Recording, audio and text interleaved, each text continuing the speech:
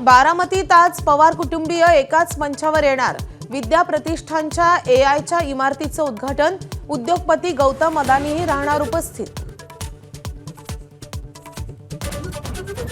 मुंबईत भाजप आणि शिवसेनेत 207 जागांवर एकमत। 228 जागा भाजपला तर 79 जागा शिवसेनेच्या वाट्याला।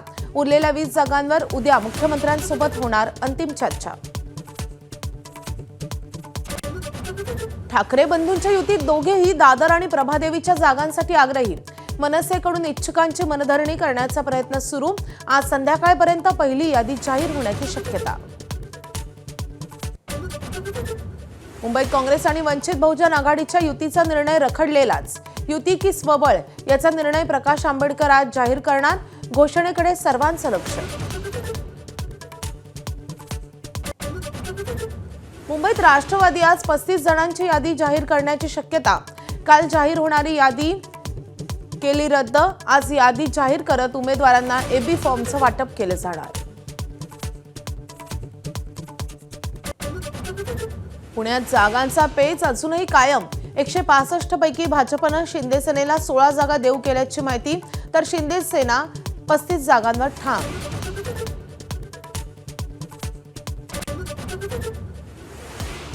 पुण्यात पवार काका पुतण्याचा फिसकटल्यानंतर महाविकास आघाडीचे तिन्ही पक्ष एकत्र। प्रत्येकी 50 जागा लढवण्याचा निर्णय। बाकीच्या जागा वंचित आणि आपसाठी सोडणार। सोलापुरात तृतीयपंथी समुदायातील इच्छुक उमेदवाराची हत्या। संशयित आरोपी सीसीटीव्हीत कैद। मृत अयूब सय्यद प्रभाग क्रमांक 16 मधून होते इच्छुक।